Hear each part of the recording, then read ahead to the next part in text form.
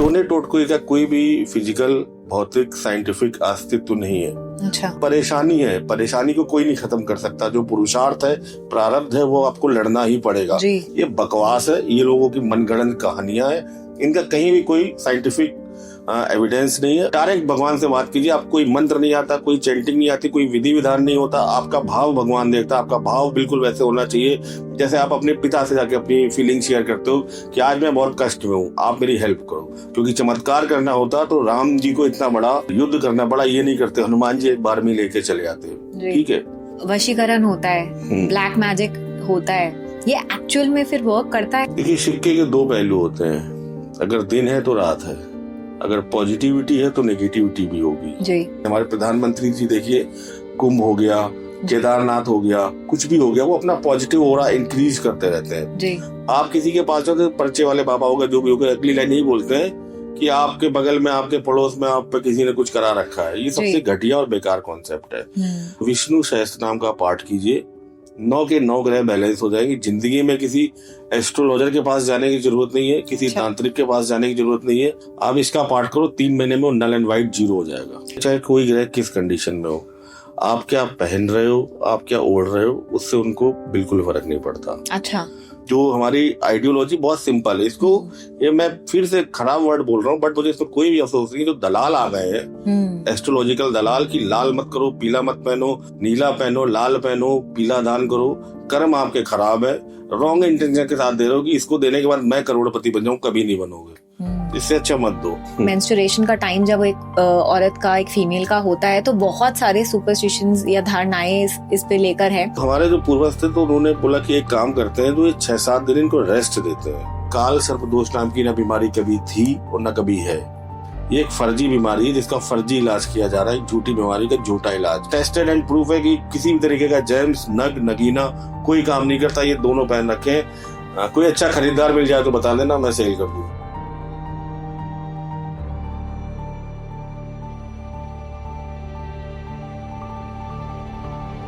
बच्चा, गन्ने का रस तू पीपल के पेड़ पे चढ़ा दे तो तेरी सारी मनोकामनाएं पूरी हो जाएंगी। ये लड्डू जाके इस भगवान पे चढ़ा दे तो जो भी तेरी प्रॉब्लम्स हैं सब सॉल्व हो जाएंगी। बिल्ली तेरा रास्ता काट गई, आगे मत जा भाई, तेरा जो काम है वो होएगा ही नहीं। ये अंगूठी पहन ले, 2 लाख की आएगी, जो तेरी मनोकामना है वो सब पूरी होएगी, सारे बिगड़े हुए काम तेरे पूरे होंगे। ऐसी कितनी सारी चीजें हैं जो हम बिना सोचे समझे करते चले आ रहे हैं। चाहे वो शहर हो, चाहे वो गांव हो, हम ना जाने बिना सोचे समझे अपना कोई ना कोई पर्सनल सुपरस्टिशन भी फॉलो कर रहे हैं, जिसके पीछे हमें पता नहीं है कि वो एक्चुअल में क्या रीजन है, क्या लॉजिक है, ये चीज एक्चुअल में होती है या नहीं होती है। होती है तो किस लिए होती है, या सिर्फ एक ये कल्चरल कंडीशनिंग है जो हमारे कल्चर में ऐसे बस गई है कि हम करते चले आ रहे हैं और हमें कोई आइडिया ही नहीं है। हेलो एवरीवन, मैं हूँ मुग्धा और स्वागत है आपका एक बार फिर से इस बेहतरीन शो में। आज के पॉडकास्ट में हम इन्हीं सब चीजों पे बात करने वाले हैं। मैंने तो ये सोचा था कि हम सिर्फ सुपरस्टिशंस के ऊपर बात करेंगे, बट इनसे बात करने के बाद, जो हमारे गेस्ट हैं, इनसे बात करने के बाद हमने ऐसी बहुत सारी बातों पे चर्चा करी है जो कि देखने लायक है। तो दोस्तों, आज हमारे स्टूडियो में आए हैं एस्ट्रोलॉजर, रिनाउंड एस्ट्रोलॉजर अंकित अग्निहोत्री जी। ये हमें एस्ट्रोलॉजी और साइंस के कॉम्बिनेशन से समझाएंगे ऐसी सारी मिस्ट्रीज के पीछे कारण क्या है। तो फटाफट से ये पॉडकास्ट स्टार्ट करते हैं। Hello sir, welcome to the spotlight. Thank you ma'am. कैसे हैं आप? बढ़िया, आप बताइए। बिल्कुल ठीक, बिल्कुल ठीक। सर, जैसे हमने बात करी थी कि आज हम लोग बात करने वाले हैं मिथ्स पे, सुपरस्टिशंस पे, कैसे ये हमारे कल्चर का हिस्सा बन गए हैं, और भी बहुत सारी चीजों पे आज हम बात करेंगे। तो ये पॉडकास्ट बड़ा, मुझे लग रहा है, मजेदार होने वाला है। तो फटाफट से पॉडकास्ट स्टार्ट करते हैं। बिल्कुल श्योर मैम, हम पूरे एक साइंटिफिक अप्रोच लेकर इस पॉडकास्ट में चलेंगे और काफी मिथ यहाँ पर हम बस्ट करेंगे जो लोगों के मन में है। सर, सबसे पहले मैं आपसे ये पूछना चाहती हूँ कि आपको क्या लगता है कि जब एक इंसान किसी खराब सिचुएशन में हो या किसी चीज से उसको डर लगता हो, तो वो अपने आप को प्रोटेक्ट करने के लिए बहुत सारे रिचुअल्स, बहुत सारे टोटके और कुछ सुपरस्टिशंस क्यों करते हैं? क्या ये साइकोलॉजिकल हमारा इसमें कोई इफेक्ट है, या हमारी कल्चरल कंडीशनिंग ऐसी हो चुकी है कि हम ये सारी चीजें फॉलो करते हैं? एक्चुअल में इन सभी चीजों के पीछे कुछ ना कुछ लॉजिक या कोई साइंटिफिक रीजन है? सबसे पहले जो मैं चीज यहाँ पर कहना चाहूंगा, जब किसी भी इंसान की टफ सिचुएशंस आती है, वो डिफिकल्टीज में आता है, परेशानी में आता है, तो उसकी जो सबसे पहली जो इंटेंशन होती है, चाहत होती है इससे निकलना, उसको निकलने के लिए तो सबसे बेस्ट ऑप्शन होता है वो ईश्वर से कनेक्ट होना चाहता है, प्रेयर करना चाहता है। उसी प्रेयर को थोड़ा सा खराब होते होते कंडीशन, वो प्रेयर टोने टोटके में आके कन्वर्ट हो गई। अच्छा। टोने टोटके का कोई भी फिजिकल, भौतिक, साइंटिफिक अस्तित्व नहीं है। एक साइकोलॉजिकल आपको एक इम्पैक्ट दे सकता है कि मैं आपको बोलूं कि आपकी तबीयत ठीक नहीं है, आप जाके किसी मंदिर के 4 चक्कर लगा लीजिए, तो अगर मैंने बोला है और आपका मुझ पर विश्वास है, एक विश्वास बहुत बड़ा काम करता है, तो आप मेरे कहने से कि इन्होंने बोला है और मुझे ये कर लेना चाहिए तो इम्पैक्टफुल है, तो मैं उससे ठीक हो जाऊंगी। तो आप ठीक हो रहे हो अपने विश्वास से, मुझसे नहीं। मैंने आपको बोला आप ये करो, आपने वो रिचुअल किया, आप ठीक हो गए, क्योंकि आपका मुझ पर विश्वास था और आपके विश्वास ने कि मैं इनके कहने से ठीक हो जाएगी मेरे कॉन्सेप्ट, मैंने किया, वो हो गया। सेम चीज आपको मैं इसमें प्रसंग जोड़ देता हूँ रामायण रामचरितमानस का, कि हनुमान जी के मन में बहुत डाउट था कि मैं इसको ये जो सागर है इसको पार कर पाऊंगा कि नहीं कर पाऊंगा जी। तो उनके अंदर वो कॉन्फिडेंस जगाने के लिए, भाई आपके अंदर वो शक्ति है, वो ताकत है, आप इसको पार कर सकते हैं। तो जामवन जी कहते हैं कि का चुप साध रहा बलवाना, यानी आप खुद कैपेबल हो, कोई अपने ऊपर डाउट मत रखो, आप इसको क्रॉस कर जाओगे। तो जो ये स्पिरिचुअल और टोने टुटके और प्रेयर बहुत पॉजिटिव एस्पेक्ट है। आपकी लाइफ का अल्टीमेट टारगेट, जब आप परेशानी में हो, आपको जरूर प्रेयर करनी चाहिए। ये एनर्जीज होती है, जब आप इनके साथ कनेक्ट होते हो तो आपकी जो परेशानी है, परेशानी को कोई नहीं खत्म कर सकता। जो पुरुषार्थ है, प्रारब्ध है, वो आपको लड़ना ही पड़ेगा। तबीयत खराब है तो ऐसा नहीं होगा कि ब्रह्मा जी प्रकट होंगे, यूं करेंगे तबीयत ठीक हो गई। वो आपको शक्ति देंगे कि आपका जो कठिन समय है आप इससे निकल जाओ। तो ये प्रेयर का पार्ट है। एक आपका खुद का विश्वास होना चाहिए, सेल्फ कॉन्फिडेंस जिसको बोलते हैं। साइकोलॉजी में भी इसका बहुत कॉन्सेप्ट है कि आप देखते हो ना कि कई बार डॉक्टर्स आके बोलते हैं कि इनकी विल पावर बहुत अच्छी थी, इन्होंने ऑपरेशन में सब कॉन्शियस या अनकॉन्शियस माइंड से बहुत अच्छा सपोर्ट किया, जबकि ये कोमा में थे। तो आपकी विल पावर आपके लिए काम करती है। टोने टोटका और बाकी चीजों का मुझे लगता है साइंटिफिकली आज तक कोई ना रेफरेंस रहा है और ना रहेगा। तो सर, जो हमारे एस्ट्रोलॉजी में रेमेडीज भी देते हैं लोग, तो वो भी आपको लगता है it is more of an psychological? कैसी रेमेडीज? सबसे पहले तो ये चीज की रेमेडीज है क्या वो रेमेडीज ऐसी हैं जो आपको प्रभु, परम पिता, ईश्वर से कनेक्ट कर रही है, या ब्लेसिंग्स अर्न करने के लिए ले जा रही है, या फिर वो है कि केवल आप एक कोई वर्ड बोलो, या फिर आप कोई एक ही रेमेडी कर लो, या आपको ये तेज पत्ता घर पे रख दो इस डायरेक्शन में तो करोड़पति बन जाओगे। ये बकवास है, ये लोगों की मनगढ़ंत कहानियां हैं, इनका कहीं भी कोई साइंटिफिक एविडेंस नहीं है। और जो लोग ऐसे करोड़पति, अरबपति, और आपकी रातों रात बीमारी की 4 बार ये कर लो, बड़े से बड़ा कैंसर खत्म हो जाएगा, बकवास है। नंबर लिख लो, 24, 25, 26, 28 पूरे शरीर में छाप लो, कुछ नहीं होना। होता कहाँ से? असली रेमेडीज हुआ कि आप तकलीफ में हो, मैं तकलीफ में हूँ, आप मेरे पास आई, तो मेरी प्राइम रिस्पॉन्सिबिलिटीज है कि आपको मैं देखूं कि आपकी तकलीफ का कारण क्या है। एक अच्छे एस्ट्रोलॉजर का काम यही है, एक अच्छे डॉक्टर का भी यही काम है, आपकी तकलीफ का कारण क्या है। वो तकलीफ ठीक हो सकती है कहाँ से? वो प्रेयर से और आपके पुरुषार्थ से। तो आपका प्रारब्ध गड़बड़ है, मुझे बस 2 चीजें आप में डालनी है कि आप पुरुषार्थ कीजिए जाके, आप इस इवेंट को लेके सक्सेसफुल होंगे, और उसके साथ थोड़ा सा प्रेयर का पार्ट जोड़िए। प्रेयर के लिए हमें किसी भी दलाल, किसी भी बीच के आदमी की जरूरत नहीं है। सीधे जिस मंदिर, जिस खुदा, ईश्वर, भगवान, मंदिर, मस्जिद, गुरुद्वारा जिसको मानते हो वहां जाइए, मत्था टेकिए और डायरेक्ट भगवान से बात कीजिए। आपको कोई मंत्र नहीं आता, कोई चैंटिंग नहीं आती, कोई विधि विधान नहीं होता, आपका भाव भगवान देखता। आपका भाव बिल्कुल वैसे होना चाहिए जैसे आप अपने पिता से जाके अपनी फीलिंग शेयर करते हो कि आज मैं बहुत कष्ट में हूँ, आप मेरी हेल्प करो, मुझे नहीं समझ में आ रहा मैं किस डायरेक्शन में जाऊं, मैं भटक चुका हूं, अब सब कुछ आपको मैं समर्पित कर रहा हूं, और अब आप मुझे ऐसी एनर्जीज दो कि मैं इस डिफिकल्ट टाइम से लड़ सकूं। कोई चमत्कार की आशा भगवान से भी मत रखो, क्योंकि चमत्कार करना होता तो राम जी को इतना बड़ा जो युद्ध करना पड़ा, ये नहीं करते, हनुमान जी एक बार में लेके चले आते। ठीक है, तो आई थिंक मुझे लग रहा है कि हम इस चीज को, अगर आपकी रेमेडीज आपको ईश्वर से कनेक्ट कर रही है तो बेस्ट रेमेडीज है। और आप जब भी परेशान हो, बेस्ट रेमेडीज है कि ईश्वर के पास जाओ और एक ही लाइन बोलो, तेरा तुझको अर्पण क्या लागे मेरा। आज मेरा अच्छा बुरा सब कुछ आपके पास है। अब मैं यहाँ से बिल्कुल एक नया गाइडेंस चाहता हूँ, आप मुझे गाइडेंस दें, नया डायरेक्शन दें, डेफिनेटली वो आपकी हेल्प करेंगे। कुछ लोग आपके लिए भेजेंगे मैसेंजर्स कि आप इस डायरेक्शन में काम करो। कई बार होता है ना कि आप जब तकलीफ में होते हो, अचानक कोई सर पे हाथ रख के चला जाता है, क्यों परेशान हो आप बताते हो साहब ये प्रॉब्लम है, आप उसको जानते भी नहीं हो, फिर वो आपकी हेल्प करके चला जाता है। तो ये ईश्वर के द्वारा भेजे गए लोग हैं, जो आपने प्रेयर की उसका रिफ्लेक्शन है। इतना ही कह के चला गया कि परेशान मत हो, आपका जीवन ठीक होगा, आप बेहतर हो, आपको कोई समस्या कल आके मुझसे मिलो। तो सर जैसे अभी आप बात कर रहे हैं रेमेडीज की, प्रेयर करो भगवान से, आप जो भी आपकी दुख है सबसे पहले भगवान को ही बोलना चाहिए हमें। तो जैसे तो बोलते हैं कि जो आपके प्रारब्ध में है, जो लिखा है वो तो होएगा, वो घटना होएगी, लेकिन विद प्रेयर्स क्या हम उस घटना को भी अपनी लाइफ से हटा सकते हैं? सबसे पहले जो हम अपने सनातन से हम जो सीखते हैं और अपने एस्ट्रोलॉजी से जो सीखते हैं कि जब हम इस जीवन में प्रवेश करते हैं उसके लिए कुछ पर्टिकुलर कर्म करके आए होते हैं, जिनको संचित कर्म है, यहाँ पर आए होते हैं। कर्मों को 3 कैटेगरी में डिवाइड किया गया, फिक्स कर्मा, फ्लेक्सिबल कर्मा और एक कर्मा 20 की कैटेगरी के होते हैं कि वो कट भी सकते हैं, नहीं भी कट सकते। फिर मैं तीनों को डिफाइन करता हूँ। जो फिक्स कर्मा आ गए आपकी लाइफ में, सपोज किसी इंसान को बेबी कंसीव करने की ब्लेसिंग्स नहीं है, तो वो चाहे जितना पत्थर पटक ले, चाहे जितना सर पटक ले, चाहे जितने भगवान की पूजा कर ले, वो फिक्स कर्मा लेके आया है।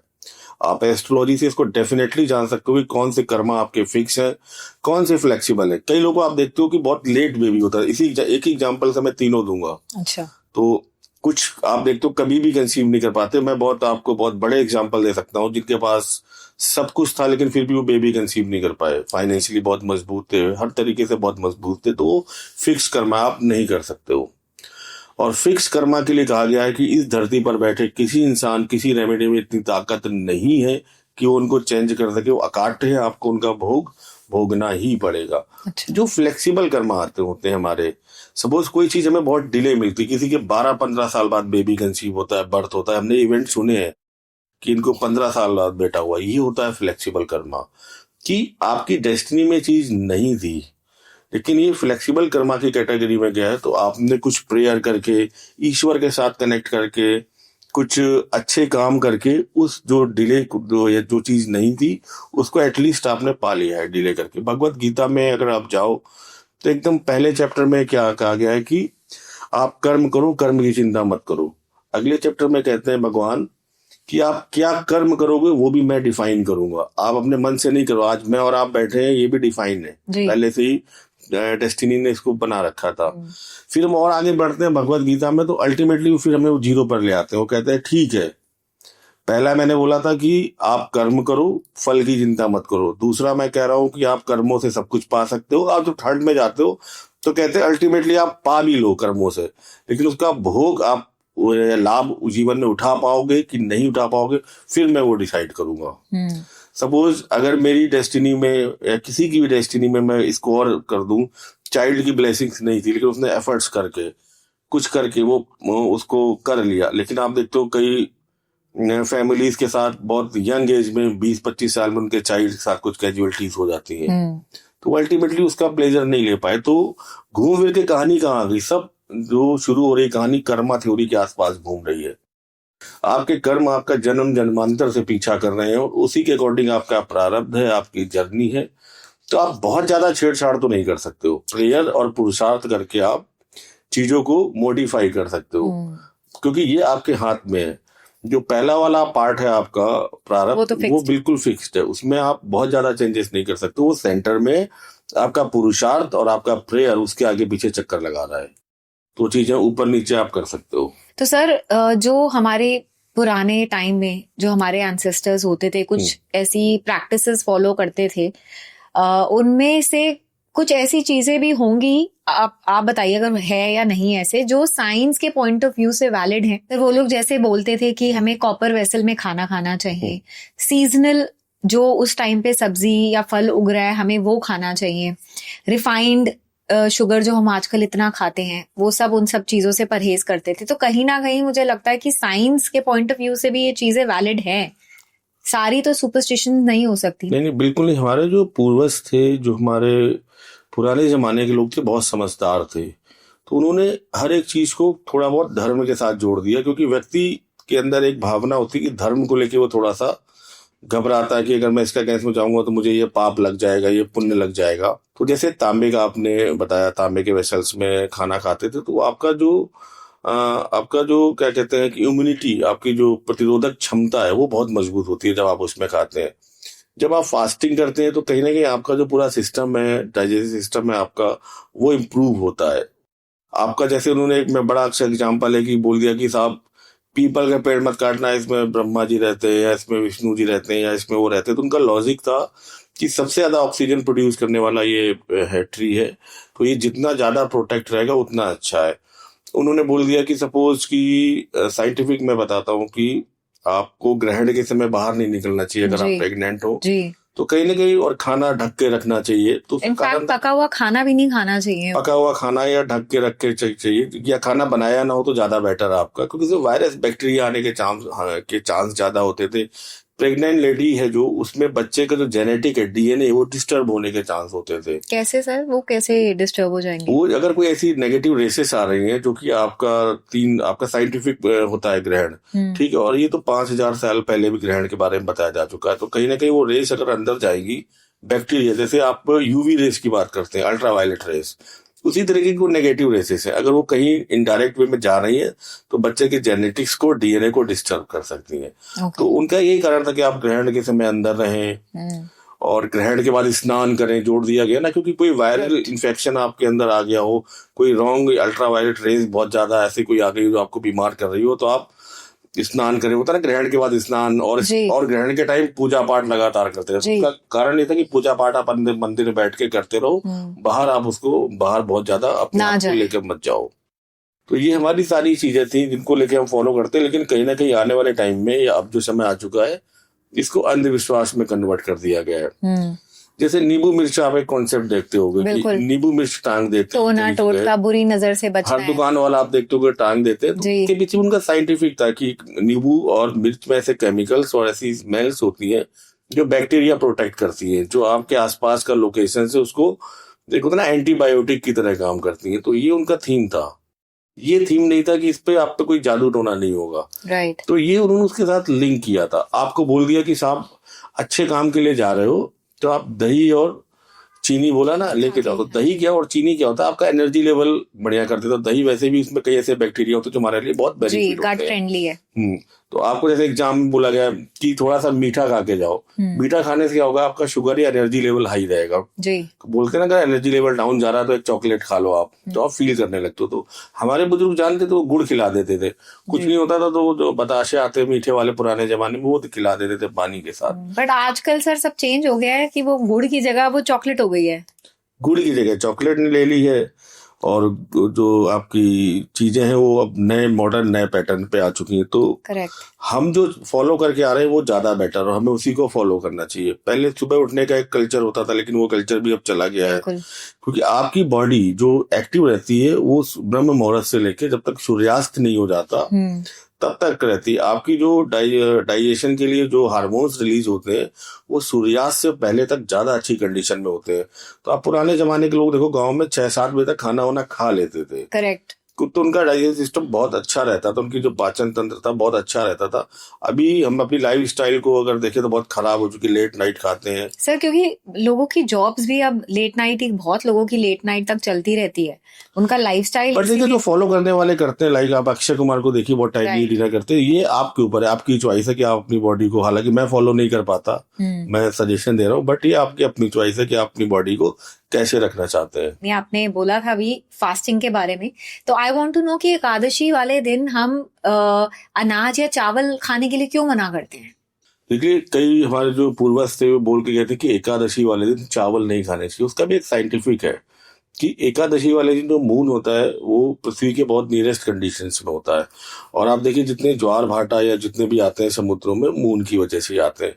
चावल में क्या होता है कि जो वाटर एलिमेंट होता है वो ज्यादा होता है, और जब आप एकादशी वाले दिन खाते हैं तो उसका जो वाटर एलिमेंट है आपकी बॉडी में ज्यादा बढ़ता है, जो कि आपके हार्मोन्स को, आपके मूड्स को स्विंग करता है। तो इसीलिए अवॉइड करने के लिए बोला गया था इसको। अच्छा, तो सर अब पीपल के पेड़ के उस पे चलते हैं, उस कहते हैं कि उसके नीचे खाना नहीं खाना चाहिए, रात को सोना नहीं चाहिए, परफ्यूम लगा के नहीं जाना चाहिए, भूत प्रेत का वास होता है। देखिए जो ओरिजिनल कॉन्सेप्ट वो लेके आए थे कि इसमें किसी ईश्वर को हम अगर लिंक कर दे तो ये प्रोटेक्ट रहेगा, इसको काटते टाइम लोग डरेंगे, कॉन्सेप्ट इतना ही था। क्योंकि सबसे ज्यादा ऑक्सीजन प्रोड्यूस करने वाला आपका पेड़ है, पूरे जितने भी आपके पेड़ हैं पूरी दुनिया में। तो इसको ईश्वर के साथ, प्रभु के साथ लिंक कर दिया गया कि लोग डरे इसके अगेंस्ट में काटने में। और इसके बाद ये जो भूत प्रेत और ये आपको परफ्यूम लगा के नहीं जाना चाहिए, मेरे हिसाब से इसका कोई भी साइंटिफिक अप्रोच या साइंटिफिक लिंक नहीं है। आप जा सकते हैं, कोई दिक्कत नहीं है। लेकिन आपकी अगर वैसे समझिए तो अब आप किसकी धार्मिक मान्यता आप इसके साथ जुड़ चुकी है, तो जो चीज धार्मिक है उसको आपको रिस्पेक्ट करनी चाहिए। उस रिस्पेक्ट में क्या है कि आप जैसे कि आप मंदिर के सामने बैठ के खाना नहीं खाएंगे, ऑब्वियस बात है कि बीच में खाएंगे। या परफ्यूम में भी कई बार कई जगह अल्कोहल्स के यूज होते हैं, ठीक है। तो अगर आप साइंटिफिकली देख लो तो इस वजह से वहां नहीं जाना चाहिए, क्योंकि आप कहीं ना कहीं उनकी डिसरिस्पेक्ट कर रहे हो। सर अभी हमने नींबू मिर्ची की जब बात करी थी तो आपने बात करी थी टोने टोटको की। तो ये जो वशीकरण होता है, ब्लैक मैजिक होता है, ये एक्चुअल में फिर वर्क करता है? क्योंकि बहुत लोग इन सब चीजों में इंडल्ज होते हैं। देखिए, सिक्के के दो पहलू होते हैं। अगर दिन है तो रात है, अगर पॉजिटिविटी है तो नेगेटिविटी भी होगी जी। आप ये नहीं बोल सकते कि, और तभी चीजें बैलेंस होंगी नेचर में। अगर आप नेचर का जो रूल है कि जितना प्लस है उतना माइनस, तो डेफिनेटली जो पहला आंसर है, ब्लैक मैजिक, तंत्र विद्या, ये एग्जिस्ट करते हैं, ये होते हैं जी। ये काम कैसे करते हैं और क्या सचमुच में इतना ज्यादा प्रभावी हो सकते हैं कि किसी की पूरी लाइफ को इम्पैक्ट खराब कर दें? तो हम इसको साइंस में कन्वर्ट करते हैं, तो साइंस में ले जाते हैं। सारा खेल होता है एनर्जीज का, आपके ऑरा का, आपकी पॉजिटिव थिंकिंग का। अगर मेरे पास इतना पॉजिटिव ऑरा है, इतनी पॉजिटिव थिंकिंग्स हैं, और मैं इस वे में ईश्वर के साथ कनेक्ट हूं कि मेरे पास जो पॉजिटिव एनर्जीज है उसकी क्वांटिटी बहुत ज्यादा है, ठीक है। उसके अगेंस्ट में आप मुझ पर अगर कोई नेगेटिव एनर्जी का इम्पैक्ट डालने की कोशिश करते हैं, देखिए कामाख्या हो गया, गुवाहाटी हो गया, सब बहुत सारी चीजें चलती हैं, तो इसको आप ये बोल दो नहीं होता, वो उतना नहीं मान सकते हम, होता है। लेकिन ये असर कितना करता है, इस पे करता है कि भाई एक ही गोली से हर आदमी नहीं मर सकता। कोरोना में हर आदमी को कोरोना होके नहीं मरा, कुछ ही मरे। कुछ तो ऐसे थे जो एसिम्प्टोमेटिक थे कि वो पूरे 10 के 10 दिन कोरोना पॉजिटिव रहे, लेकिन वो बिल्कुल नॉर्मल रहे, उन्हें कोई दिक्कत नहीं आई, ठीक भी नहीं आई। अचानक टेस्ट किया गया तो मालूम चला आप तो कोरोना पॉजिटिव हो साहब। तो ये सारा खेल मैं आपको फिर ले जाता हूँ एनर्जीज पर है। आपकी खुद की एनर्जीज कितनी, आपके आसपास कितनी पॉजिटिविटी है, और नेगेटिविटी को हटाने का एक ही रूल है कि आप अपना जो पॉजिटिव हो रहा है उसको इंक्रीज कीजिए, अपनी प्रेयर्स इंक्रीज कीजिए।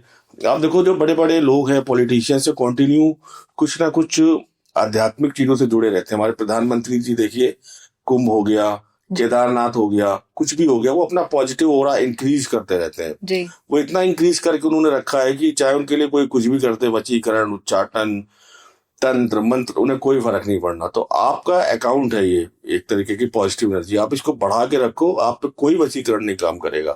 आप अगर प्रभु के साथ कनेक्ट हो, आपकी विल पावर मजबूत है, और आप अपने आसपास लगातार सात्विक चीजों से जुड़े हुए हो, तो किसी तरीके का वशीकरण, किसी तरीके का मंत्र उच्चाटन आप पर असर नहीं करेगा। सारा टाइम आपके आसपास सुरक्षा कवच आप प्रोटेक्ट कीजिए। भाई सीधी सी बात है, ये एक नेगेटिव चीज है, एक बीमारी है, आप ऐसे समझो। तो आप मेडिसिन ले रहे हो, मेडिसिन क्या है कि आप अपना ऑरा मजबूत कर रहे हो, मेडिटेशन कर रहे हो, योगा कर रहे हो, पॉजिटिव एनर्जी गेन कर रहे हो, ब्लेसिंग्स ले रहे हो। ये भी बहुत काम करती है। ब्लेसिंग्स क्या होता है कि आप अनजान लोगों की मदद कर रहे हो, हेल्प कर रहे हो, जो आप जिनको नहीं जानते, तो उनकी ब्लेसिंग्स आप पर आ रही है। आप वो सारे काम कर रहे हो जो ऊपर वाले को अच्छे लग रहे हैं, तो फिर आपके प्रोटेक्शन में तो वो आके खड़ा हो जाएगा ना बीच में कि ये आज अकेले नहीं है, ये 10 लोगों के लिए मदद कर रहा है। तो अगर कोई हार्म कर रहा है तो सबसे पहला नुकसान मेरा होगा, क्योंकि मेरे बिहाफ पे काम कर रहा है, चैरिटी का काम कर रहा है, सोशल वर्क कर रहा है, अच्छे काम कर रहा है, तो जरूर ईश्वर और प्रभु आपको बचा के ले जाएंगे। सर, जिन लोगों का इतना पॉजिटिव ऑरा नहीं होता है,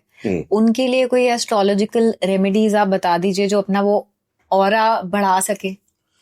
उसके लिए मैंने पहले भी बताई है, और एकमात्र रेमेडीज है कि वो एटलीस्ट आपका विष्णु सहस्त्र नाम का पाठ करते रहे। अच्छा। मैं गारंटी लेता हूँ, और मैं जितने भी जो लोग एक करते हैं आपका वशीकरण, उच्चाटन, जो कुछ करते हैं, मैं आपके कैमरे पे बोलता हूँ, वो मेरे अगेंस्ट में करके दिखाते हैं, मुझे 1% फर्क नहीं पड़ेगा। अच्छा। मैं गारंटी लेता हूँ, जो भी करते हैं, क्योंकि आपका ऑरा और आपकी एनर्जी आपके साथ है, तो आपको कोई भी नहीं छू सकता। अच्छा। तो जिन लोगों को लगता है कि उनको ऐसा डर लगता है कि भाई हम पे इसने कुछ करा दिया, क्योंकि आजकल आपका जो ये धंधा चल रहा है इसी पे चल रहा है। आप किसी के पास जाओ तो पर्चे वाले बाबा होगा, जो भी होगा, अगली लाइन यही बोलते हैं कि आपके बगल में, आपके पड़ोस में आप पे किसी ने कुछ करा रखा है। ये सबसे घटिया और बेकार कॉन्सेप्ट है।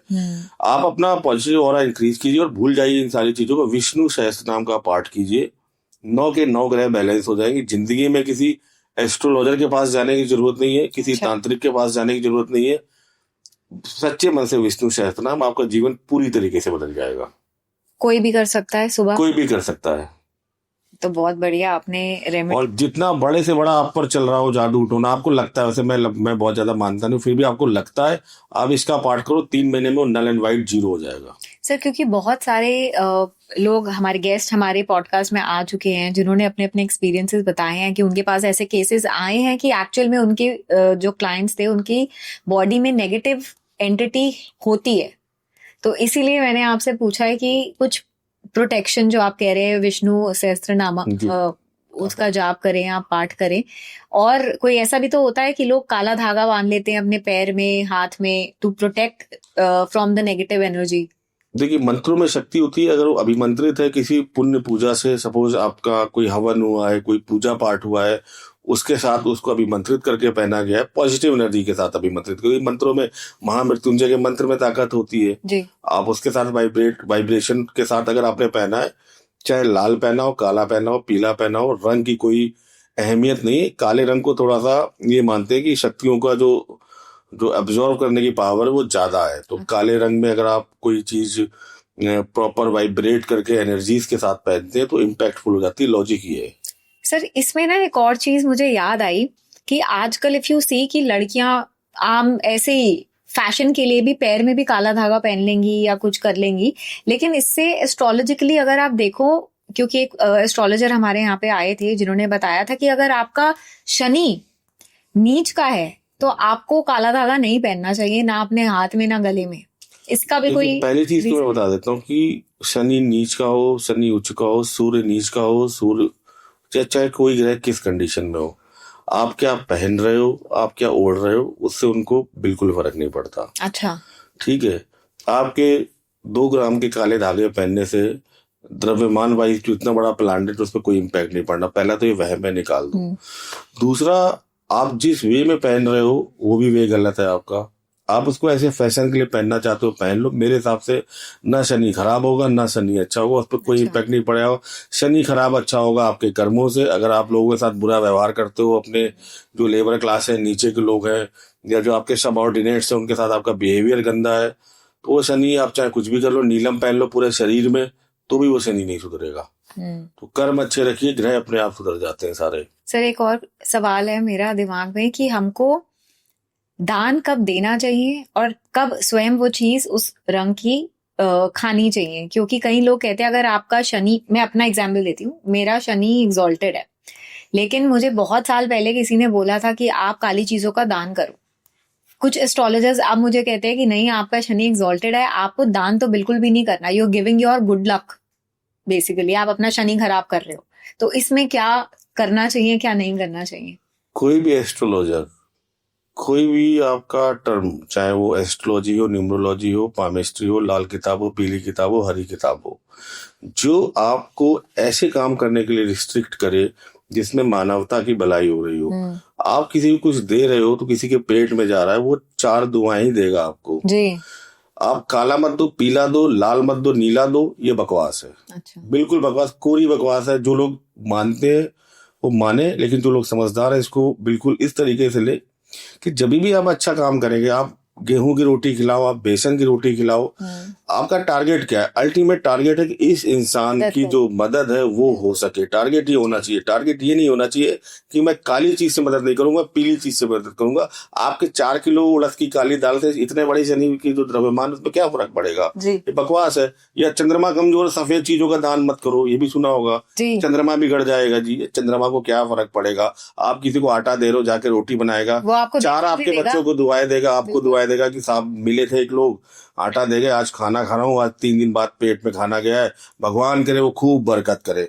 ये ज्यादा इम्पैक्टफुल है कि उसने देखा कि आपके पास आटे की बोरी, मैं आटा नहीं दूंगा तुझे, जी। मेरा चंद्रमा खराब हो, वो 4 आपको बद्दुआएं देके जाएगा। बिल्कुल। तो सीधा एग्जाम्पल है। देखिए, जो धर्म है, जो ज्योतिष है, जो हमारी आइडियोलॉजी बहुत सिंपल है। इसको ये मैं फिर से खराब वर्ड बोल रहा हूँ, बट मुझे इसमें कोई भी अफसोस नहीं। जो दलाल आ गए हैं, एस्ट्रोलॉजिकल दलाल, की लाल मत करो, पीला मत पहनो, बुधवार के दिन हरा पहन लो, शनिवार के दिन काला पहन लो, सोमवार के दिन सफेद पहन लो। जहांगीर हफ्ते के 7 दिन 7 तरह के कपड़े पहनता था जी। तो इतना अंधविश्वासी था जी। फिर भी जिस दिन वो सीढ़ियों से लड़खड़ा के गिर के मर गया, उसको नहीं पता था ना, एस्ट्रोलॉजी बहुत ज्यादा जानता था, लेकिन उसको खुद अपना वो नहीं निकल पाया। तो ये अंधविश्वास है, कलर को लेके कोई कॉन्सेप्ट नहीं है।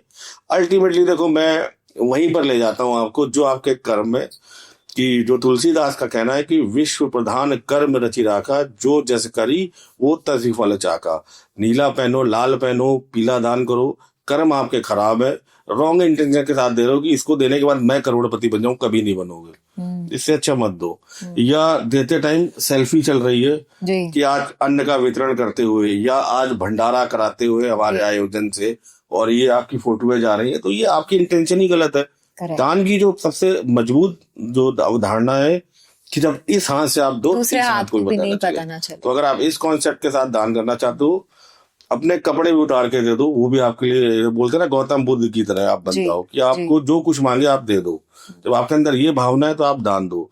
दान एक कुपात्र को नहीं देना चाहिए, जो एक हैबिचुअल हो चुका है कि वो रोज सुबह आता है एक पर्टिकुलर लोकेशन पे और आके बैठ जाता है और शाम का 2, 2.5, 3 हजार रुपए लेके जाता है गलत तरीकों से। वहां आपका दान खराब, उसने उस दान को गलत तरीके से लेना शुरू कर दिया। आपको दान करना है तो कुछ चीजें हैं, जैसे आप डायरेक्ट किसी वृद्धाश्रम में जाइए, वहां पर बहुत सारे हमारे माता पिता हैं जिनको उनके बच्चे छोड़ गए, तो आप उनके लिए कुछ कीजिए, आपको बहुत दुआएं मिलेंगी।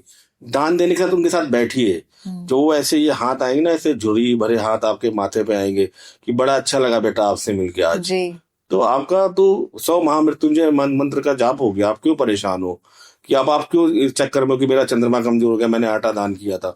उस आटे को खाएंगे तो कितनी दुआएं निकलेंगी, हमारे बच्चे कितने नालायक थे कि हमें छोड़ गए यहाँ पे, लेकिन कुछ बच्चे ऐसे भी कि हमारे लिए कर रहे हैं, तो दुआएं आपके पास जा रही हैं। सर ये भी तो होता है ना कि हमको, जो मुझे लगता है कि हमको पैसों का दान तो रिस्ट्रिक्ट करना चाहिए, ज्यादा नहीं करना चाहिए, क्योंकि हमें ये नहीं पता कि उस पैसों से वो इंसान क्या लेगा। आई मीन अगर वो शराब लेता है या और कोई गलत चीजों में उस दान का, पैसों के दान का उपयोग करता है, तो वो भी हमारे ऊपर नेगेटिव इफेक्ट डालेगा। मैंने पहली लाइन बोली कुपात्र को दान नहीं देना चाहिए, और पैसे का जो दान बोल रहे हो आप बिल्कुल ठीक है। पैसा कभी भी किसी इंसान को नहीं देना चाहिए, क्योंकि आपकी भावना उस पैसे से नहीं जुड़ पाएगी। वैसे तो बहुत कॉन्सेप्ट अच्छा है कि किसी गरीब को, किसी जरूरतमंद को आप वो चीज दो जो उसको सबसे ज्यादा नहीं। तो कोई भूखा है तो आप खाना बना के ले जाओ, उसको सामने बैठा के खिलाओ, तो जो तृप्ति, या अपने घर ले आओ, तो जो उसको तृप्ति मिलेगी वो आपका दान है। कोई जरूरतमंद है, सर्दी में ठिठुर रहा है और आपको अपना स्वेटर उतार के आपने पहना दिया इंस्टेंट, वो दान है। पैसे का दान नहीं होता, ये एक शॉर्टकट है। तो पैसे के दान से बचने की जगह कनेक्टिविटी बढ़ाने के लिए जिस चीज की उसको रिक्वायरमेंट है, पैरों से खून निकल रहा है, पैर फट चुके हैं, जूते पहनाओ, उसे अपने हाथ से पहनाओ, ये दान है। दान का कॉन्सेप्ट तो यही होना चाहिए। सही कहा सर आपने। सर अब थोड़े सुपरस्टिशंस हम बर्स्ट कर लेते हैं, ये तो बहुत अच्छी बात है आपने हमसे कही। सबसे पहले सर आते हैं पीरियड्स के ऊपर। मेंस्ट्रुएशन का टाइम जब एक औरत का, एक फीमेल का होता है, तो बहुत सारे सुपरस्टिशंस या धारणाएं इस पे लेकर है कि एक लेडी जब उस टाइम से गुजर रही होती है तो उसको किचन में जाना अलाउड नहीं होता, पाठ पूजा टेम्पल में जाना अलाउड नहीं होता है, अचार को हाथ लगाना मना करते हैं हमारे पुराने जो भी लोग थे। तो क्या इसमें सच्चाई है? क्या इसके पीछे कोई हमारी कल्चरल कंडीशनिंग ऐसी हो चुकी है कि ऐसी हम मानते हैं, या एक्चुअल में इसके पीछे कोई लॉजिक है? देखिए, एक्चुअल जो लॉजिक था कि जब पीरियड्स होते हैं तो उस टाइम इतनी मेडिसिन नहीं होती थी कि आप जो पेन हो रहा है पेट में, जैसे होता है लेडीज को पीरियड्स के टाइम में, तो आप उसको कंट्रोल कर सको। सैनिटरी पैड्स नहीं होते थे जी पुराने समय में, तो वो बहुत कष्टदायक समय होता था उनके लिए। इतना कष्टदायक होता था कि उनको कई बार बहुत यातना झेलनी पड़ती। बोला जाता था आप घर से बाहर सो, क्योंकि उसमें एक लीकेज की भी समस्या रहती थी जी। तो हमारे जो पूर्वज थे तो उन्होंने बोला कि एक काम करते हैं, जो 6-7 दिन इनको रेस्ट देते हैं, क्योंकि बड़ी पेनफुल और बड़ी तकलीफ वाली पोजीशन से गुजर रही है। कंटिन्यू किसी वे में भी ब्लड का लॉस होना बॉडी के लिए अच्छा नहीं होता, और जब ये चीजें चल रही हों तो उस टाइम उनकी एक ही संकल्पना थी, एक ही अवधारणा थी कि इनको मैक्सिमम रेस्ट दिया जाए। तो उन्होंने कहा, तो उसके साथ उन्होंने कुछ ऐसी चीजें जोड़ दी जो आगे आके अंधविश्वास में बदल गई कि अगर ये, जैसे ईश्वर को तो आप वैसे भी नहीं छू सकते जब तक आप पवित्र ना हो, तो कॉमन सेंस की बात है जी। तो ईश्वर को तो आप नहीं छू सकते, वो ठीक था। जैसे किचन में खाना बनाना, फिर पूरा काम करना, तो पुराने जमाने में होता ना, गाँव में पूरा घर को लीपना, खाना बनाना, खुद बर्तन धोना, आग जलाना, चूल्हा जलाना, तो बड़ा कष्टदायक हो जाता था उनके लिए उन दिनों में। तो उनको बोल दिया गया था आप भारी काम मत करो, हल्के फुल्के काम करो। तो आप देखते हो आज भी वो चला रहा है कि आप हल्के फुल्के काम करो। तो उनका कॉन्सेप्ट ये था। लेकिन देश काल पात्र के हिसाब से सिचुएशन बदल चुकी है, आपके पास सारी चीजें हैं, सारी फैसिलिटीज हैं, तो अब उन चीजों की कोई आवश्यकता नहीं है। आप ईश्वर के पास जाने के अलावा जितने सारे काम है वो सब कर सकते हैं, कोई दिक्कत नहीं। बिल्ली जब रास्ता काट जाती है तो इंसान रुक जाता है उसका। ये मैं अपना पर्सनल एक्सपीरियंस बता रही हूँ क्योंकि मैं भी अभी तक ये करती हूँ। ये कंडीशन भी देश काल पात्र के हिसाब से हुई थी। पहले के जमाने में जैसे कि लाइट्स या हाईवे पे इतनी लाइट्स वाइट्स नहीं होती थी, जंगल्स होते थे। जैसे बैलगाड़ी से हम जा रहे हैं, कहीं जा रहे हैं, निकल रहे हैं, जाते जाते हमको रात हो गई, तो हम क्या देखते थे कि बिल्ली की आंखें आप देखो अंधेरे में चमकती, बिल्ली की आंखें और चीते की या कोई जंगली जानवर की आंखें चमकेंगी, रिफ्लेक्शन करेगी। तो जब वो वहां से निकल रहा होता था तो हमारे जो पूर्वज थे समझदार थे कि इसको निकल जाने दो, चाहे बिल्ली हो चाहे चीता हो, कुछ भी, उसको निकल जाने दो, फिर हम आगे चलते, हमें पता नहीं चल रहा है क्या ये। तो हम सेफ होने के लिए काम करते थे। आज की देश में, आज के टाइम में हर जगह हाईवे है, लाइट्स हैं, सब कुछ है, तो ये जो बिल्ली वाला कॉन्सेप्ट है ये बिल्कुल मायने इसलिए भी नहीं रखता कि आप फॉरेन कंट्री में देखो, इसको लकी मानते हैं बहुत बिल्लियों को पालना जी। आप इंडिया में देखो बहुत सारे जो इंटेलेक्चुअल है 8-8, 10-10 बिल्लियां पाले हुए हैं सर। लेकिन ये भी कहा जाता है कि कुत्ते बिल्ली को घर में पालना भी नहीं चाहिए। देखिए हमारे यहाँ सनातन में तो गाय की परंपरा है। गाय आज भी बोला जाता है कि जिस प्लॉट में वास्तु दोष हो, मैं एक रेमेडी बता देता हूँ, प्लॉट में, फ्लैट में तो नहीं हो सकता, वो 2 महीने की या 1 महीने के लिए वहां कोई गाय लाके बांध दे, अच्छा, उस प्लॉट के सारे वास्तु दोष खत्म। उसे फिर किसी वास्तु शास्त्री की बिल्कुल भी जरूरत नहीं है। तो गाय में इतनी पॉजिटिव एनर्जी होती है कि अगर गाय इसीलिए घर के अंदर रखी जाती थी। पहले के जमाने में जो हमारे आर्य लोग थे तो उनमें उनकी जो वैल्यूएशन गाय के हिसाब से होती थी, किसके पास कितने लाख गाय है जी। तो गाय हमारे लिए हमेशा यूजफुल रही, गाय को पालना चाहिए। लेकिन प्रैक्टिकली आजकल गाय को हम पाल नहीं सकते हैं, तो वो एक अलग इशू है।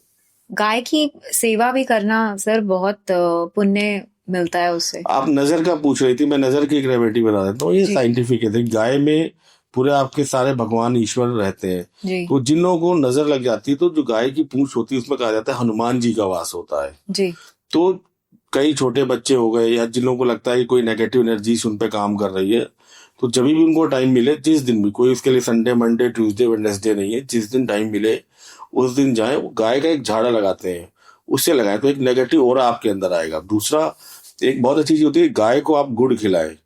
जब आप गुड़ खिलाते हैं ऐसे हाथ में रख के, तो आपके हाथ को चाटती है, तो ये सारी रेखाएं आपकी जितनी बिगड़ी सब बन जाती है। बहुत अच्छी रेमेडीज है ये, अच्छा, और बहुत सिंपल है। तो उसके बाद जब चाटेगी उसका कुछ स्लाइवा आपके हाथ में रह जाएगा, उसको ब्लेसिंग्स की तरह यूं लगाए आप, आपका पूरा ऑरा क्लियर हो जाएगा, पूरा पॉजिटिव एनर्जी। गाय अपने आप में चलता फिरता तीर्थ स्थान है। और सर दीपावली के टाइम में, उससे पहले वो भी बोलते हैं कि झाड़ू खरीद लो, नमक के पोछे लगाओ। ये आजकल बहुत सारे गुरु लोग आ गए, गुरु लोग, गुरु माए, कि दीपावली के दिन ये धनिया ले लो आप, धनिया भी, यस, धनिया बो दो कुछ भी कर दो जी। तो ये हमारे कहीं पे भी वैदिक स्क्रिप्चर्स में नहीं लिखा हुआ? नहीं, कुछ भी नहीं, वैदिक में ऐसा कुछ भी नहीं कि तेज पत्ता आप घर में घुमा दो या इस लॉकर में रख दो जी, 5 पोटली बांध के इस कोनों में रख दो तो आपके सारे चीजें खत्म हो जाएंगी। एक और आपका मिथ बस्ट कर देता हूँ, काल सर्प दोष का नाम आपने सुना होगा जी जी, और इसके नाम पे बहुत बड़ी बड़ी पूजाएं होती हैं। सर मेरी भी हुई थी। हाँ, आपकी भी हुई ना? कितने लगे? 1 की 50? सर मेरे को तो याद भी नहीं है, तो मैं काफी छोटी थी, मेरी मम्मी बताती थी कि हमने करवाई। तो मैं देखो आपके चैनल पे पहले भी कर चुका हूँ, आपके चैनल फिर बोलने जा रहा हूँ। काल सर्प दोष नाम की ना बीमारी कभी थी और ना कभी है। ये एक फर्जी बीमारी है जिसका फर्जी इलाज किया जा रहा है, एक झूठी बीमारी का झूठा इलाज। काल सर्प दोष नाम का जो कॉन्सेप्ट है किसी भी क्लासिकल एस्ट्रोलॉजी की बुक में नहीं है। अच्छा, ये बाद में क्रिएट किया गया, ये आर्टिफिशियल है। तो जिनकी काल सर्प दोष की कुंडली बेफिक्र रहे, तो उनको बस एक रेमेडी बताता हूँ, भगवान शिव के साथ जुड़े रहे, उन पर अपना जल चढ़ाते रहे, उन पर ब्लेसिंग्स बनी रहेंगी, क्योंकि एक एस्ट्रोनॉमिकल पोजीशंस है। मैं आपको एक दो नाम बता देता हूँ, पंडित जवाहरलाल नेहरू, अच्छा, Margaret Thatcher, George W Bush, यौन तौर पे अमृता प्रीतम, इन सबकी कुंडली में काल सर्प दोष है। चलो बाकी का मान लेते हैं कि इन लोगों ने करा ली होगी गुपचुप तरीके से पूजा काल सर्प की, पंडित नेहरू ने। जॉर्ज डब्ल्यू बुश ने तो नहीं कराई होगी मेरे हिसाब से जी। उसने तो जब इराक या अफगानिस्तान पे अटैक किया 2002-3 में, बहुत अग्रेसिव प्रेसिडेंट थे यूएस के जी। वो बिल्कुल कोई चीज बर्दाश्त ही नहीं करते, तो सद्दाम हुसैन की सत्ता का अंत करने वाले वही हैं, तो उन्होंने कोई काल सर्प दोष की पूजा मेरे हिसाब से तो नहीं कराई। Rajiv Gandhi, Atal Bihari Vajpayee and many mores, भरे पड़े जिन्होंने अपनी लाइफ में सब कुछ पाया। तो एक मिथ है, एक मिथ को मैं यहाँ बस्ट करना चाहता हूँ। दूसरा एक और मिथ से बहुत डराया जाता है कि पितृदोष हो गया जी, अब आपकी कुंडली रिस्ट्रिक्टेड हो गई। पितृदोष इतना इम्पैक्ट नहीं काम करता। पितृदोष आप समझिए है क्या, आज मेरी माता जी है जी, मेरे साथ रह रही है,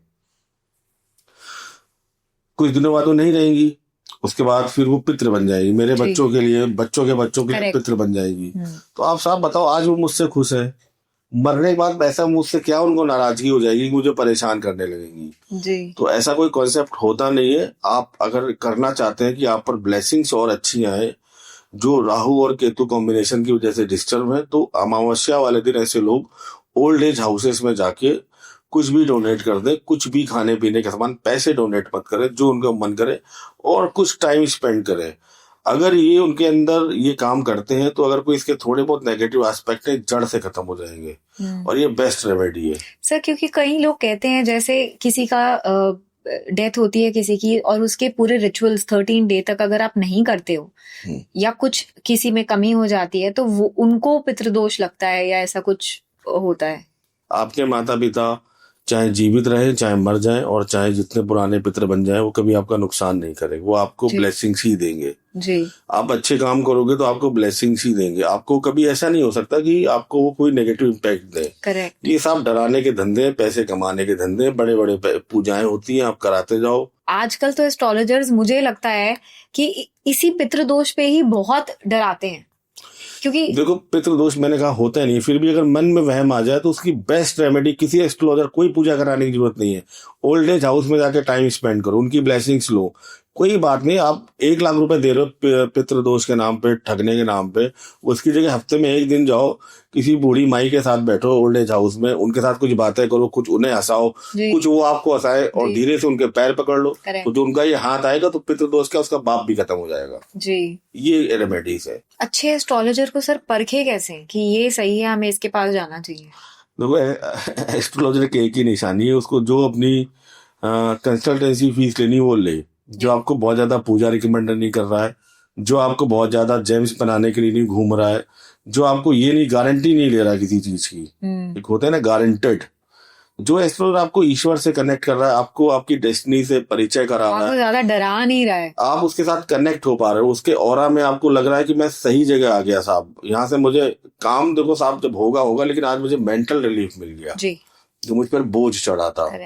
तो मेरे हिसाब से वो अच्छा एस्ट्रोलॉजर जो आपको डरा नहीं रहा, जो आपको बार बार उम्मीद दे रहा है। भगवान भाव के भूखे हैं, उन्हें कुछ नहीं चाहिए, ना आपका लड्डू चाहिए, ना प्रसाद चाहिए, ना सोने का मुकुट चाहिए, ना चांदी का मुकुट चाहिए। कनेक्टिविटी की सबसे बड़ी निशानी मैं आपको बता देता हूँ कि आपको लग जाएगा कि आप कनेक्ट हो गए हो। जब ईश्वर से बात करते करते आपकी आंखों से अगर आंसू निकलने शुरू हो गए तो आप समझ लो कि आप कनेक्ट हो चुके हो। फिर आप उस टाइम बोलो, जो बोलते जा रहे हो सब सुन रहे हो, और सबके लिए वो हंस रहे हैं, मुस्कुरा रहे हैं कि परेशान मत हो, ये मैंने ही किया है, मैं ही ठीक करूंगा जी। तो एक चीज और है, ईश्वर से बार बार ये मत मांगो कि मुझे अपनी शरण में ले लो, मुझे अपना बना लो, क्योंकि ये ग्रंथों में क्या गया, जिस दिन ईश्वर आपको अपनी शरण में लेना चाहेगा, सबसे पहले आपके बंधन खत्म करेगा, आपका मोह खत्म करेगा जी। तो उसमें आपको बड़ा कष्ट होगा, आपके जो रियल फेस है लोगों के सबसे पहले वो सामने लाएगा, तो आप बोलोगे साहब पत्नी ने धोखा दे दिया, भाई ने धोखा दे दिया। ये ईश्वर से कनेक्ट होने का प्रोसेस है। अच्छा। जब लोगों के रियल फेसेस आपके सामने आने लगे, जब आपको बहुत डिफिकल्टीज आने लगे, तो आप ईश्वर से कनेक्ट हो रहे हो, और वो आपको चेक करता है। इसी तरीके से जब लाइफ में आपके बहुत उथल पुथल हो, 360 डिग्री से घूमने शुरू हो जाए अचानक बैठे बैठाए, तो समझ लो कि कोई बड़ी अपॉर्चुनिटी आपके पास आने वाली है। तो जितने लोग मेरा पॉडकास्ट सुन रहे हैं, अगर उन पर डिफिकल्टीज, परेशानी, मुसीबत कुछ भी आ रहा है, तो ईश्वर आपको चेक कर रहा है कि आप में कितना पोटेंशियल है, कितनी आप में क्षमता है कि वो जो आपको दे, कहीं ऐसा तो नहीं कि मैं ज्यादा दूं और ये नीचे से लीक कर दे। जी सर, ये जो जेमस्टोन्स का आप बता रहे थे, काम करते हैं नहीं करते? ये मुझे साहब आज से 10-12 साल पहले कोई पहना गया था किसी विशेष कार्य के लिए, तो मैंने उसको पहन लिया इसकी बात पर विश्वास करके, क्योंकि मुझे लगा कि शायद कुछ काम कर जाए। जब वही बात है, आप परेशान होते हैं तो फिर आपका जो भय होता है वो आपका लालच बन जाता है। हाँ, वही करवाता है कि शायद हो जाए। तो इसको पहनते जो काम हो भी रहा था वो भी बंद हो गया। अच्छा, अगले 2-2.5-3 महीने आपने उतारा नहीं फिर इसको? फिर इसके पैसे बहुत लग गए थे। इसलिए देखिए, मैं गौतम बुद्ध को बहुत फॉलो करता हूँ। अच्छा। उनके पास एक आदमी आया कि मुझे चीनी खानी है, मैं चीनी बहुत खाता हूँ, उसको आप आदत छुड़वा दो। उनको अभी नहीं कहूंगा, 1 हफ्ते बाद आना, मैं एक रेमेडी बताऊंगा। फिर 1 हफ्ते बाद गया तो उन्होंने कहा कि आप चीनी की जगह कुछ और खाओ, ये नुकसान करती है, ये सब चीजें हैं। तो उन्होंने कहा साहब इतनी बात बतानी थी तो 1 हफ्ते का टाइम क्यों ले लिया? कह मैं खुद चीनी खाता था। अच्छा। तो पहले मैंने 1 हफ्ते चीनी छोड़ के देखा। अब मैं तुमको बोल रहा हूँ कि तुम छोड़ो। जो बुरी आदत मेरे अंदर है, अगर मैं आपको बोल रहा हूँ कि आप छोड़ो, तो पहले मेरे अंदर जानी चाहिए। तो ये मैंने टेस्टेड एंड प्रूफ है कि किसी भी तरीके का जेम्स, नगीना कोई काम नहीं करता। ये दोनों पहन रखे। कोई अच्छा खरीदार मिल जाए तो बता देना, मैं सेल कर दूंगा। तो सर, आपके मन में बिल्कुल भी नहीं आया कि अगर आपका काम नहीं हो रहा है, इसकी वजह से नहीं हो रहा है और मैं उतार दूं, शायद हो जाए काम? नहीं, मैंने अपने कर्म चेक किए थे, मैंने अपनी डेस्टिनी देखी। मैं एस्ट्रोलॉजी जानता था और मुझे लगा कि मेरी डेस्टिनी डिस्टर्ब है।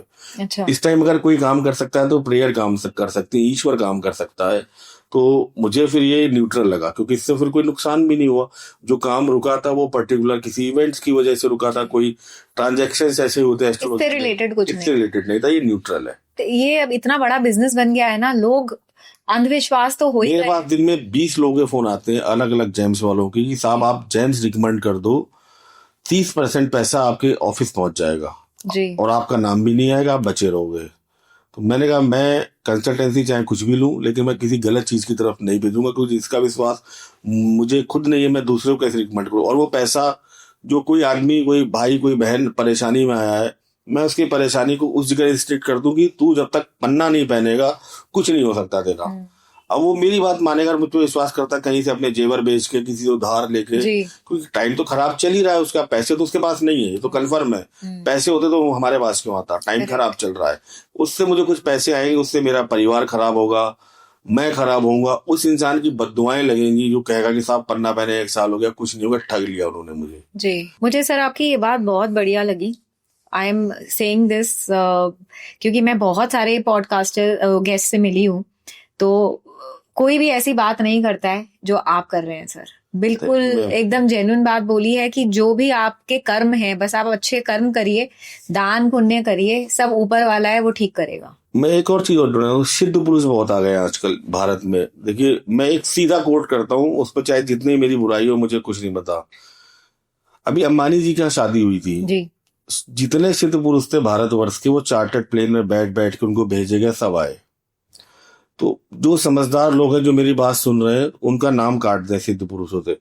जो व्यक्ति आपकी पहुंच में है, आपके पैसे की, आपकी पावर में, आपने क्या किया? आपने पैसे फेंके, सब कठपुतलियों की तरह घेरा बना के बैठ गए ना आशीर्वाद देने आपके बच्चे को। आप सिद्ध कहाँ से रह गए जी? आप तो माया मोह के प्रभाव में आ गए ना जी। वो तो सिद्ध ही नहीं। सिद्ध वो जो साध्य नहीं है, जो आपके कंट्रोल में नहीं, वो सिद्ध है जी। जो आपके कंट्रोल में वो सिद्ध नहीं है जी। तो अंबानी क्या, या फिर जो भी आपको 2 चीजों से मिल जाए, मैं हमेशा बोलता हूँ, जिसको आप पैसे से पालो, जिसको आप पावर से पालो, वो सिद्ध नहीं है। जहाँ ये दोनों चीजें फेल हो जाए वो सिद्ध है जी। बोलते हैं ना कि मैं, जैसे देवराह बाबा, बड़े से बड़ा प्राइम मिनिस्टर नीचे खड़ा रहते तो मचान से नहीं उतरते थे और तू तड़ाक करके बात करते थे, जा यहाँ से। अटल जी को बोला जा तू प्रधानमंत्री बनेगा एक दिन जी। तो अटल जी ये होते हैं सिद्ध पुरुष। सर, अभी जैसे बहुत लोग बोलते हैं प्रेमानंद जी महाराज जी के बारे में भी कि उनका जैसे डायलिसिस चल रहा है, और मतलब काफी इनके बारे में भी बात होती है। लेकिन मैं प्रेमानंद जी की एक सबसे अच्छी और पॉजिटिव बात करना चाहूंगा, अगर आप कभी सुनो तो कर्म करने की तरफ प्रेरित करते हैं। वो बड़ा अच्छा लगा मुझे। उनका कह रहे थे कि अब पति थका आ रहा है शाम को, और आप लड्डू गोपाल की घंटी बजा रही हो, ना उसको पानी पूछा, ना चाय पूछी, ना उसको खाना दिया खाने को। तो ऐसी पूजा बाद में करो। पति आया है, घर से काम करके आया बाहर से, पहले उसको चाय पानी पूछो। उनका कहने का मतलब अपने कर्म करो, ईश्वर तो आपको मिल ही जाएंगे। ईश्वर, अगर गृहस्थ आश्रम आपने लिया है तो फिर आप अपने कर्म करो, ईश्वर के लिए एक टाइम ड्यूरेशन है, उसको फॉलो करते हुए करो। तो वो बड़ा प्रैक्टिकल बात करते हैं। श्री कृष्ण भी यही कहते हैं सर कि धर्म पूर्वक कर्म जो इंसान करता है वो ही। बिल्कुल ठीक कह रही हैं आप मैडम। बहुत सिंपल और इसको मैं कर दूं तो आपको जो ड्यूटी अलॉट की गई, आपको अपनी ड्यूटी अच्छी करनी है जी। मेरा काम है कि मुझे अपने परिवार का पालन पोषण करना है जी। तो मेरा काम है कि मैं कहीं से भी मेहनत करूं, काम करूं, उनका पालन पोषण करूं। उसके लिए बाद मुझे अगर टाइम नहीं मिल पा रहा है पूजा पाठ के लिए, तो ऐसा नहीं कि भगवान मुझसे नाराज हो गए जी। भगवान तो कह रहे हैं ये व्यक्ति अच्छा है, सुबह उठता है, अपने सारे काम करता है, शाम को आता है, परिवार की सारी भरण पोषण सारे काम करता है, कोई कंप्लेंट नहीं करता, कुछ मांगता भी नहीं है मुझसे। ये तो बहुत अच्छा बच्चा है। एक बच्चा ऐसा है कि वो काम धंधा कुछ करता नहीं है, सुबह 5 घंटे पूजा करता है, शाम को 5 घंटे पूजा करता है, फिर भगवान को कहता है कि क्या भगवान 10-10 घंटे तुम्हारे सामने बैठा हूँ, मेरा काम ही नहीं बन रहा। भगवान कह रहे हैं कि कितना नालायक आदमी है ये, घर से निकलता नहीं है, काम धंधा कुछ करता नहीं है, खाने की प्लेट पड़ी है, मेरे पर उसे भरोसे से बैठा है कि मैं इसकी जगह जाके नौकरी करने जाऊं। ओ माय गॉड पिक्चर देखी ना आपने जी। तो उसमें सही कह रहे हैं कि अरे नालायक, तू भी कुछ कर ले कि मैं अब तेरी जगह नौकरी करने जाऊं। जिसने भगवत गीता पढ़ ली, दो ग्रंथ अपने सनातनियों को, अपने हिंदू भाइयों को, और जो इस विचारधारा को मानते हैं, अपने पास हमेशा रखना चाहिए। एक रामचरितमानस, एक भागवत गीता।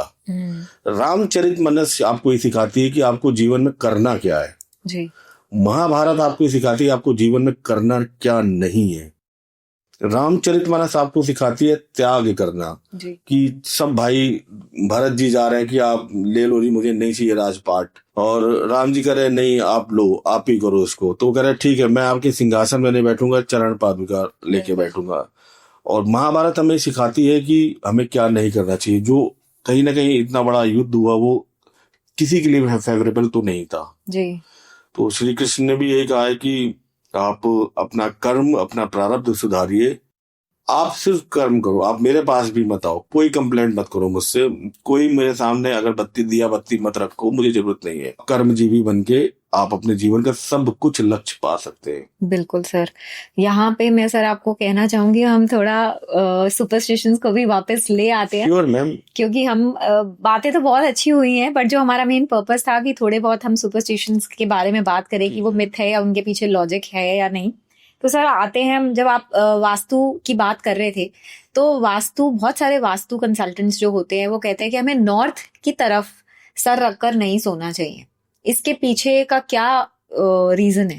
ये वास्तु शास्त्री नहीं कहते, हमारे पूर्वज कहते थे, बहुत टाइम से चला रहा है। ये पोलर या मैग्नेटिक फील्ड का इम्पैक्ट है कि नॉर्थ से जो रेस निकलती है वो आपकी बॉडीज में जाके मैग्नेटिक फील्ड की वजह से आपको डिस्कम्फर्ट करती है। तो आपकी जो नाइट में सोने का जो प्रोसेस है, वो बीपी का सर्कुलेशन या जो मैग्नेटिक रेस निकल रही है वो डिस्टर्ब करती है। ये साइंटिफिक है।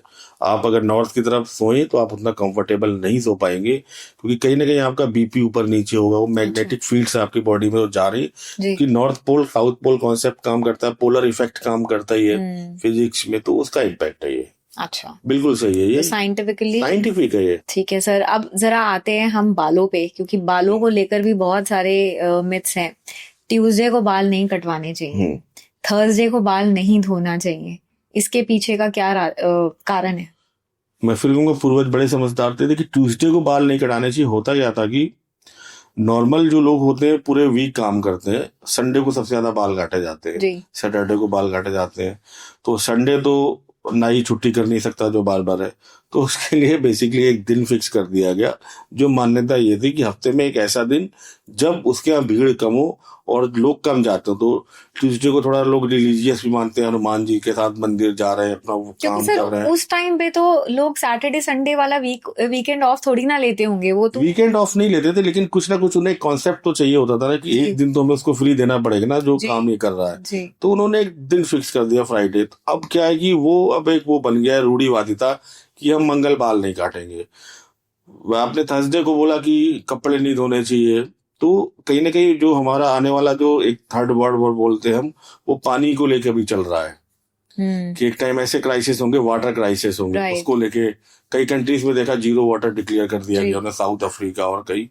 तो उनको ये था कि हफ्ते में एक दिन ऐसा हो कि हम पानी की बचत करें, अच्छा, उसको वेस्ट ना करें। बहुत समझदार थे वो। तो अगर हम एक दिन भी करते हैं तो कितना इम्पैक्ट होगा आप सोच नहीं सकते। तो थर्सडे का दिन था, तो थर्सडे का दिन उन्होंने डिसाइड कर दिया कि इसको थोड़ा पूजा पाठ अध्यात्म में लगाते हैं। अच्छा। और एक दिन हम ये डिसाइड कर लेते हैं। इसके पीछे कोई लॉजिक नहीं था कि थर्सडे ही रखना है हमें। उसके पीछे लॉजिक था कि ये डे ठीक है, इस डे को हम पानी का जो यूटिलाइजेशन है कम से कम करते हैं, पानी को प्रोटेक्ट करते हैं, बचाते हैं। सर डेज में एक सैटरडे को भी बोला जाता है कि सैटरडे वाले दिन, शनि जिस दिन है, तो उस दिन आप लोहा या ऐसे कार ये सब चीजें नहीं खरीदनी चाहिए, लोहे की बनी हुई चीज। देखिए ये इसको आप पंचांग या एस्ट्रोलॉजी से लिंक कर सकते हैं। कुछ दिन हमारे हफ्ते के जो 7 दिन है, कुछ दिन शुभ दिन है, कुछ क्रूर दिन होते हैं, कुछ आपके सौम्य या मृदु दिन होते हैं। तो जो शनिवार मंगल का कॉन्सेप्ट है, क्रूर दिन है, क्रूर दिन।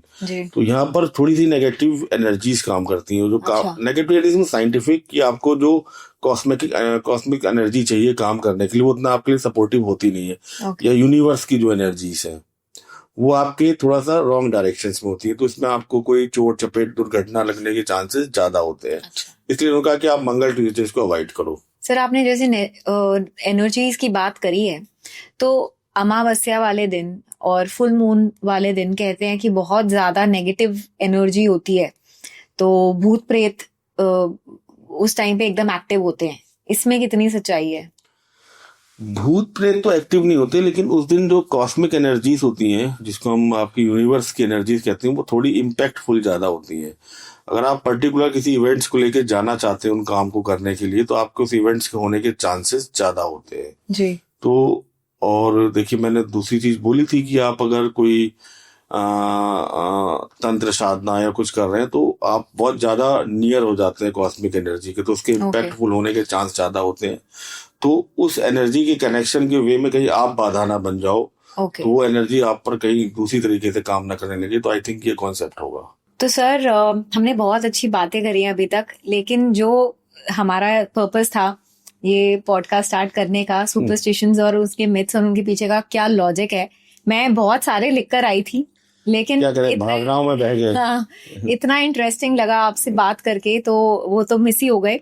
तो एक काम करते हैं सर कि हम फटाफट से ना एक रैपिड फायर करते हैं। मैं आपको पूछूंगी एक सुपरस्टिशन और आप मुझे बताइएगा उसके पीछे का क्या लॉजिक है, या आप मिथ भी है तो भी बता दीजिएगा, ठीक है? सबसे पहले हम स्टार्ट करते हैं sir, bathing ritual after cremation. मतलब जब किसी का हम दाह संस्कार कर आते हैं तो उनकी जो फैमिली होती है उनको इमीडिएटली आके बोलते हैं कि आप कोई काम मत करिए, सबसे पहले नहाइए। उसके पीछे का कारण क्या है? देखिए ये साइंटिफिक कारण उसका, देखिए आप जब किसी के अंतिम संस्कार से आ रहे होते हैं तो बहुत सारी चीजें, आप एक तो ऐसी लोकेशन पे गए होते हैं जहाँ बहुत सारी डेड बॉडीज चल रही होती हैं, तो किसको क्या बीमारी है या फिर जो जिनकी मृत्यु हुई है वो किस बीमारी से मृत्यु हुई, तो कई वायरस बैक्टीरिया ऑन एयर हो जाते हैं आपके, वो आपके बालों में, कई बार आपकी बॉडीज में कहीं पर आ जाए। तो इसलिए आप देखो कि बाल काटने का भी कॉन्सेप्ट, यहीं से बाल हटाने का भी एक ही कॉन्सेप्ट है। प्लस आपको एक बैक्टीरियल इन्फेक्शन से फ्री करना है, एक वायरल इन्फेक्शन से फ्री करना है, तो आप आके प्योर हो। प्लस देखिए आप इस जगह गए जहाँ पर बहुत सारी डेड बॉडीज एक साथ बर्न हो रही है, तो कुछ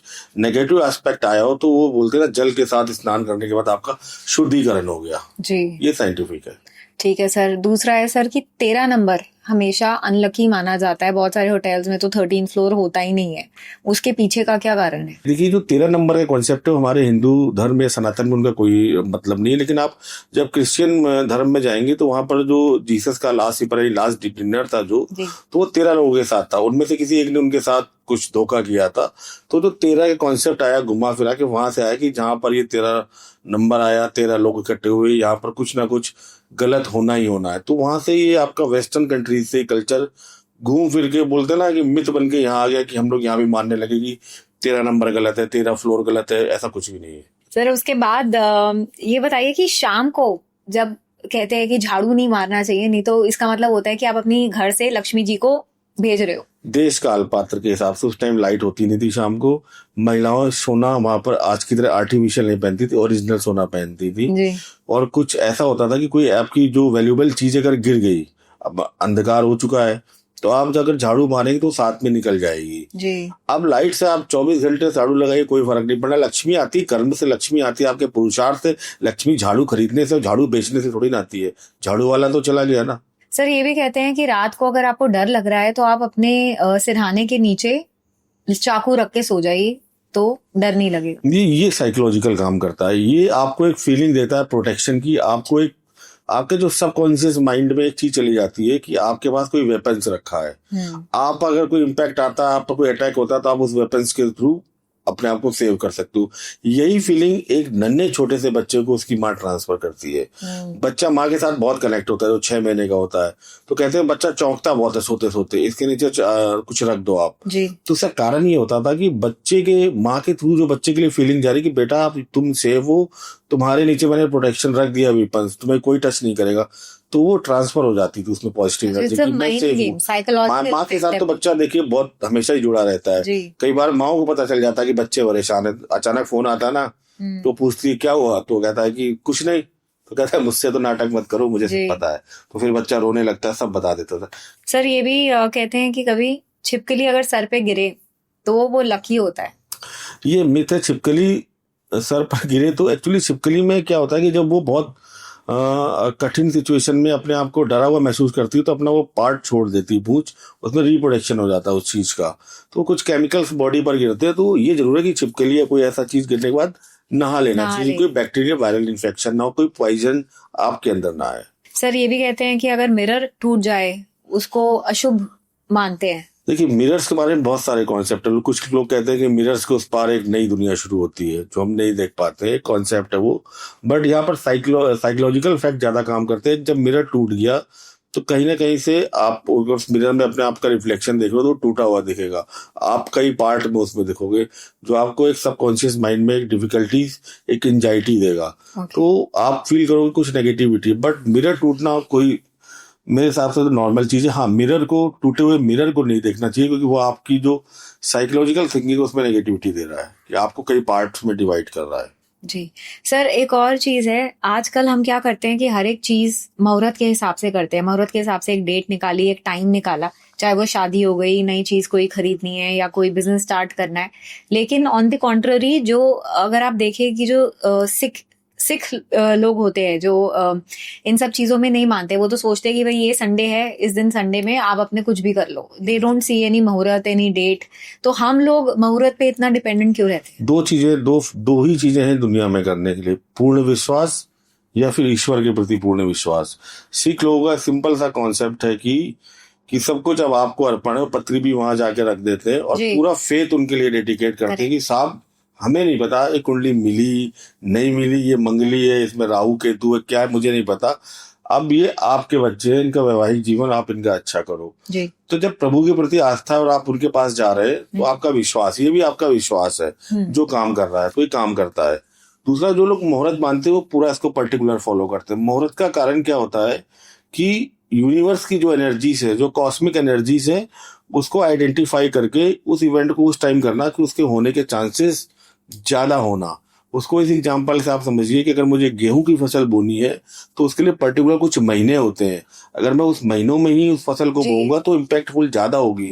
मैं पूरे साल गेहूं पैदा करता हूँ तो गेहूं पैदा नहीं होगा। तो मुहूर्त का भी वही काम है कि उस टाइम रेंज को कंट्रोल करके जब हमारा काम ज्यादा फेवरेबल हो, ज्यादा अच्छी कंडीशन में हो और क्या कहते हैं और उसका रिजल्ट अच्छा है तो वो काम करता है। तो आखिरी में आपके पॉडकास्ट में सब बातें गोलमोल घुमाने के बाद, सबको बेवकूफ बनाने के बाद मैं एक ही लाइन बोलूंगा कि हानि लाभ जीवन मरण यश अपयश सब विधिहार। आप किसी के चक्कर में मत पड़ो, अपने कर्म करते जाओ। मेरे पास आओगे तो मैं एक गारंटी लेता हूँ, मेरे पास आने के बाद आपको जिंदगी में ना मेरे पास आने की जरूरत होगी ना किसी और एस्ट्रोलॉजर के पास जाने की। करेक्ट। मैं आपका ऐसा माइंड वॉश करूंगा, ब्रेन वॉश करूंगा कि आप एस्ट्रोलॉजी की जगह कर्म पे ज्यादा प्रधानता दोगे, रेमेडीज की जगह पुरुषार्थ पे ज्यादा प्रधानता दोगे। और आई थिंक मुझसे मिलने के बाद बहुत सारे लोग हैं, मैं उनको बोलता हूँ, एक लाइन कोट करता हूँ कि मैं आपका लास्ट एस्ट्रोलॉजर हूँ। मेरे बाद आई होप आपको जिंदगी में किसी भी एस्ट्रोलॉजर की, ना मेरी ना किसी की, ये मेरी ब्लेसिंग से आपको जरूरत पड़े। बिल्कुल सर, ये तो मैं भी जान गई हूँ। सिर्फ मात्र 1 घंटा ही हुआ है हमको बात करते हुए, एंड जिस तरह से आपने बातें बताई और समझाई हैं, मुझे भी यही लगता है कि जो भी आपसे कनेक्ट करेंगे उस you will be the last astrologer. उसके बाद लास्ट कंसल्टेशन होगी उनकी मेरे साथ भी। मैं उनको ये ब्लेसिंग्स देता हूँ कि ईश्वर न करे आपको मेरे पास भी कभी आना पड़े। करेक्ट। आपकी लाइफ जर्नी, आपका प्रारब्ध, आपकी डेस्टिनी इतनी अच्छी हो कि आपको कभी मुझसे भी कुंडली दिखाने के लिए ना आना पड़े। सर क्वेश्चंस तो बहुत सारे हैं बट टाइम बहुत ज्यादा हो गया है, तो we will continue this in our another podcast. Sure. And I'm telling my audience also कि आपके जो भी सवाल हैं आप जरूर प्लीज कमेंट सेक्शन में हमको बताइएगा, ताकि नेक्स्ट टाइम जब सर हमारे साथ आए तो आपके सवाल हम वो ले सके. श्योर. ठीक है sir, thank you so much for coming. Thank you सभी को मेरा नमस्कार. और गाइज, अगर आपको ये पॉडकास्ट अच्छा लगा है तो प्लीज आप लाइक करिएगा, शेयर करिए और इस चैनल को सब्सक्राइब करना ना भूलें. सर ने बहुत अच्छी अच्छी बातें बताई हैं. कमेंट करके जरूर बताइएगा आपको क्या अच्छा लगा, क्या आप पूछना चाहते हैं. That's it. मैं मिलती हूँ आपसे अपने अगले वीडियो में. Good bye and take care.